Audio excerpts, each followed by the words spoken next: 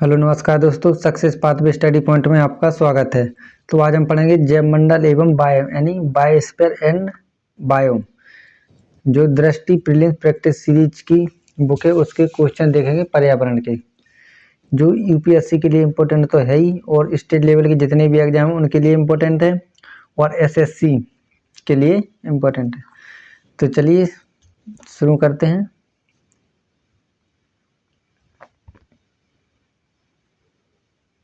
देखिए पहला क्वेश्चन है, अपने ही वातावरण में एक जैव समुदाय जैसे तालाब, महासागर, वन, यहाँ तक कि एक जल जीवशाला भी को क्या कहा जाता है?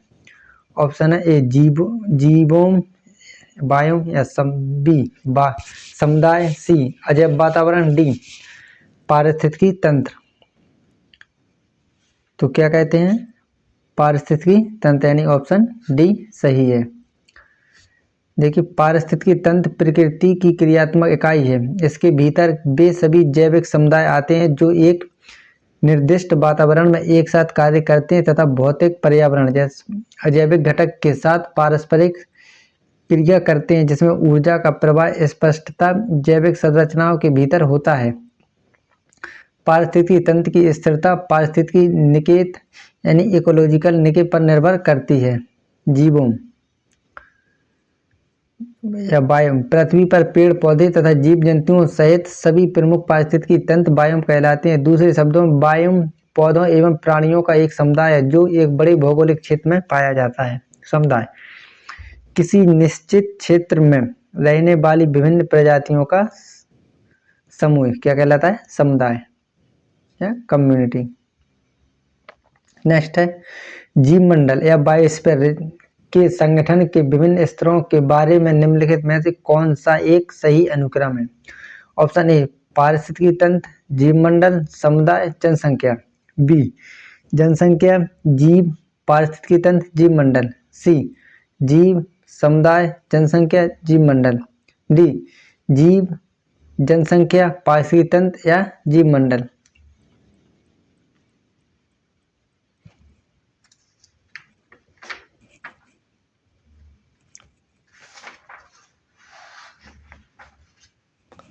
तो क्या कहलाता है?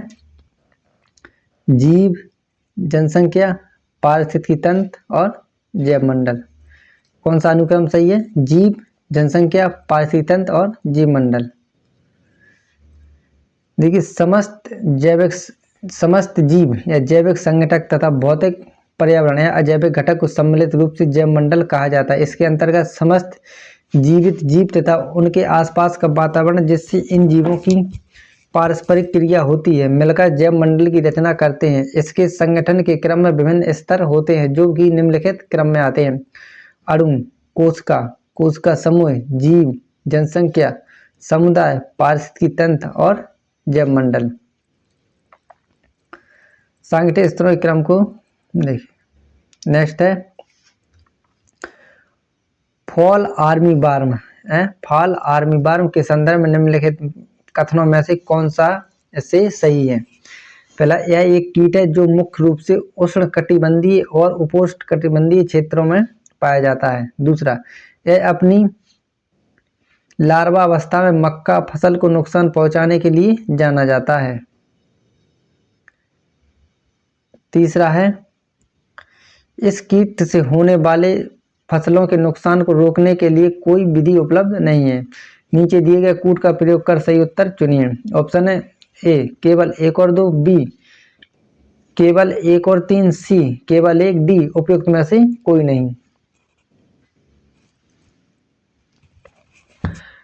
तो क्या है इसका आंसर? ऑप्शन ए यानी केवल 1 और 2 सही है, क्योंकि इस कीट से होने वाले फसलों के नुकसान को रोकने के लिए कोई विधि उपलब्ध नहीं। ऐसी तो हो ही नहीं सकती कि इसके लिए कोई विधि उपलब्ध ना हो। तो ये तीसरा गलत है और पहला दूसरा सही है।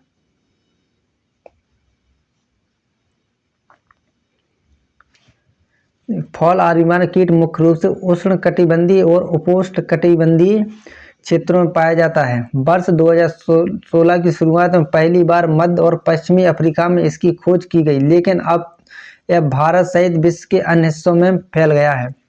लार्वा चरण में एक कीट फसलों को नुकसान पहुंचाते हैं। 80 से अधिक पौधों की प्रजातियों पर पोषित होते हैं, लेकिन इसे मुख्य रूप से मक्का फसलों को हानि पहुंचाने के लिए जाना जाता है।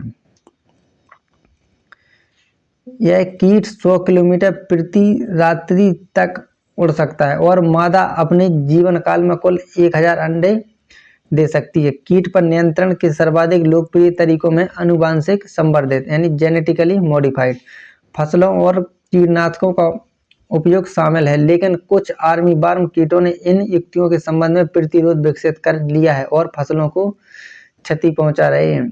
यद्यपि फॉल आर्मी वार्म को मारने के अन्य तरीके भी उपस्थित हैं, लेकिन उन्हें लागत प्रभावी ढंग से प्रयोग करना एक समस्या है। नेक्स्ट है, निम्नलिखित में से कौन सा ऐसे कथन असत्य है? पहला है, प्रमुख प्रजातियां कीस्टोन स्पीशीज किसी जीव समुदाय में प्रचुरता तथा जीव भार की अल्पता के बावजूद समुदाय अभिलक्षणों पर अपना प्रभाव दर्शाती है। दूसरा है, पायोनियर जाति नग्न जमीन को आक्रमित करती है, इनकी वृद्धि दर तथा जीवन अवधि अधिक होती है। कूटक केवल 1, बी केवल 2, सी 1 और 2 दोनों, डी ना तो 1 और ना ही 2।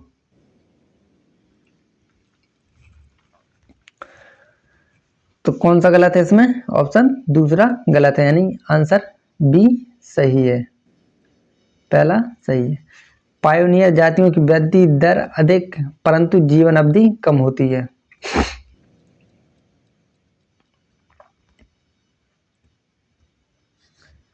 नेक्स्ट है, निम्नलिखित में से कौन सा कथन गलत है?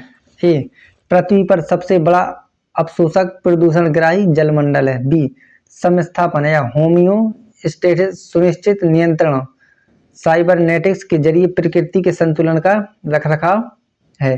सी, जलमंडल का अर्थ पूर्ण क्या है? अर्थ संपूर्ण स्थलमंडल, जलमंडल और वायुमंडल होता है।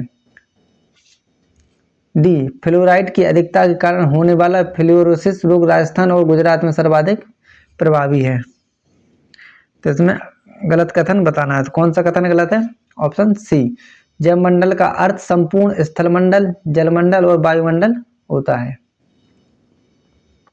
देखिए, जलमंडल भू रासायनिक मॉडल के 4 पृथक घटकों में से एक है। अन्य 3 स्थलमंडल, जलमंडल और वायुमंडल जो जलमंडल के साथ सतत अन्योन्य क्रियाएं करते हैं। जलमंडल की सभी परितंत्रों का वैश्विक युग अर्थात वैश्विक पारिस्थितिकी तंत्र होता है। यह कार्बनिक पदार्थ का एक पतला स्तर धारण करता है, जिसके अंतर्गत पृथ्वी के सभी जीव जंतु आते हैं।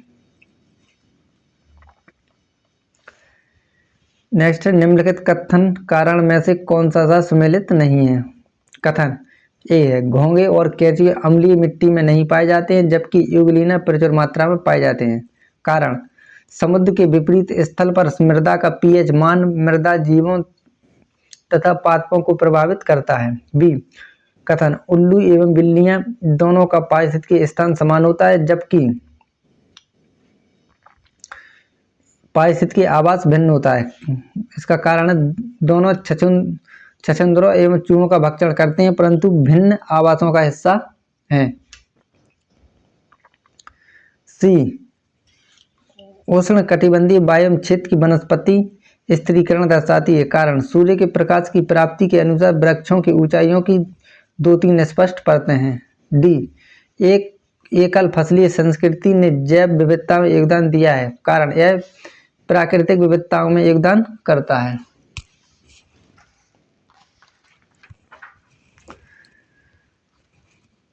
तो कौन सा सुमेलित नहीं है? ऑप्शन डी, एकल फसलीय संस्कृति ने जैव विविधता में योगदान दिया है। योगदान ना देकर के क्या किया है? ह्रास किया है। प्राकृतिक में योगदान करता है नहीं, ह्रास करता है। एक ही फसल का बार बार बोना। नेक्स्ट, जैव मंडल की संरचनात्मक और प्रकार्यात्मक इकाई है। ए, इकोटोन। बी, पारिस्थितिकी तंत्र। सी, बायोम। डी, जीवोम। तो इसकी संरचनात्मक और प्रक्रियात्मक इकाई कौन सी जैव मंडल की? पारिस्थितिकी तंत्र। कौन सी? ऑप्शन बी, पारिस्थितिकी तंत्र। पृथ्वी पर विद्यमान सभी जीवन क्षेत्रों को सामूहिक रूप से जैवमंडल कहा जाता है। आपस में एक दूसरे के साथ और अपने भौतिक वातावरण के साथ सन्निकट संबंध स्थापित करने वाले विभिन्न प्रकार के जीवन रूपों की जैवमंडलीय इकाई को पारिस्थितिकी कहा जाता है। पारिस्थितिकी जैवमंडल की 100 सक्षम इकाई है। पारिस्थितिकी को जैवमंडल की संरचनात्मक और प्रक्रियात्मक इकाई के रूप में परिभाषित किया जा सकता है। नेक्स्ट, निम्नलिखित कथनों पर विचार कीजिए। पहला है संकेतक प्रजाति, ऐसी प्रजाति जो पर्यावरण के गुण अथवा विशेषताओं को निर्धारित करती है। दूसरा, मूल तत्व प्रजाति, वह प्रजाति जिसकी किसी समुदाय की संरचना में एक मजबूत भूमिका होती है। तीसरा है आधार प्रजाति, वह प्रजाति जिसका उसकी प्रचुरता के सापेक्ष पर्यावरण पर अनुपातहीन व्यापक प्रभाव है। उपरोक्त कथनों में से कौन सा ऐसे कथन सही है? ऑप्शन है ए केवल एक, बी केवल एक और दो, सी केवल दो और तीन, डी उपयुक्त सभी।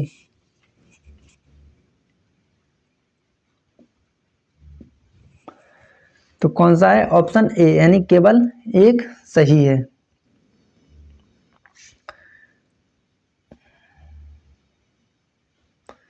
मूल तत्व प्रजाति, वह प्रजाति जिसका उसकी प्रचुरता के सापेक्ष पर्यावरण पर अनुपातहीन व्यापक प्रभाव है।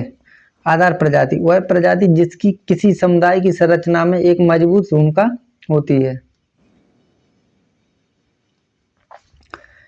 निम्नलिखित वायुओं को भूमध्य रेखा से ध्रुव की ओर व्यवस्थित कीजिए। पहला है सवाना, दूसरा प्रेरी, तीसरा टुंड्रा, चौथा टैगा कूट। देखिए पहले भूमध्य रेखा से ध्रुव की ओर यानी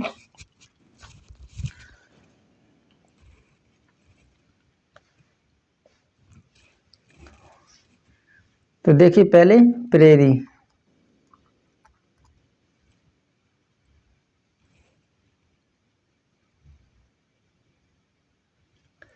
नहीं सॉरी पहले टुंड्रा, तीसरा, फिर प्रेरी, दूसरा, फिर टैगा, फिर सवाना।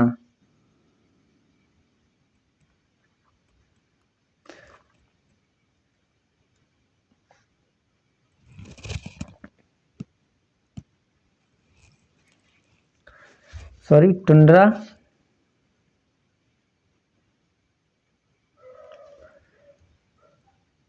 सॉरी भूमध्य रेखा से देखिए पहले सवाना, फिर प्रेरी, फिर टैगा, फिर टुंड्रा यानी ऑप्शन सी। कौन कौन से? पहले सवाना एक, फिर प्रेरी, फिर टैगा, सबसे बाद में टुंड्रा। देखिए सवाना, प्रेरी, टैगा और टुंड्रा। नेक्स्ट, निम्नलिखित में से कौन जैव समुदाय की स्थिरता की विशेषताएं हैं? ए उत्पादकता में वर्ष दर वर्ष स्थिरता, दूसरा समय समय पर आने वाली बाधाओं के लिए प्रतिरोधकता या लचीलापन, तीसरा विदेशी प्रजातियों के आक्रमण का प्रतिरोध। नीचे दिए गए कूट का प्रयोग कर सही उत्तर चुनिए। ऑप्शन ए केवल एक और दो, बी केवल दो और तीन, सी केवल एक और तीन, डी एक, दो और तीन।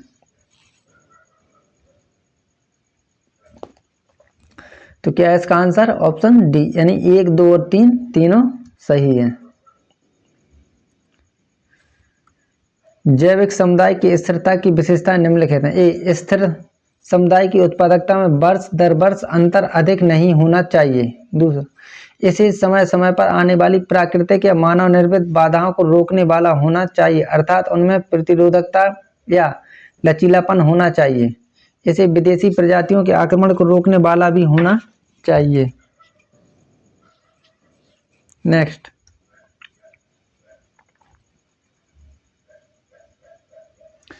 निम्नलिखित कथनों पर विचार कीजिए। पहला, यह बहुत संकरा या बहुत चौड़ा हो सकता है। दूसरा, इसमें संलग्न पारिस्थितिकी तंत्र की दशाएं मध्यवर्ती होती हैं। तीसरा, यह रैखिक होता है क्योंकि इसमें एक आवक समुदाय के प्रजाति संगठन में क्रमिक वृद्धि देखी जाती है तथा साथ साथ समीपस्थ अन्य निर्गामी समुदाय की प्रजातियों में कमी देखी जाती है। नीचे दिए गए विकल्पों में से कौन सा उपयुक्त विशेषताओं को परिलक्षित करता है? ए कोर प्रवाह, बी निकेत, सी संक्रामका, डी आवास।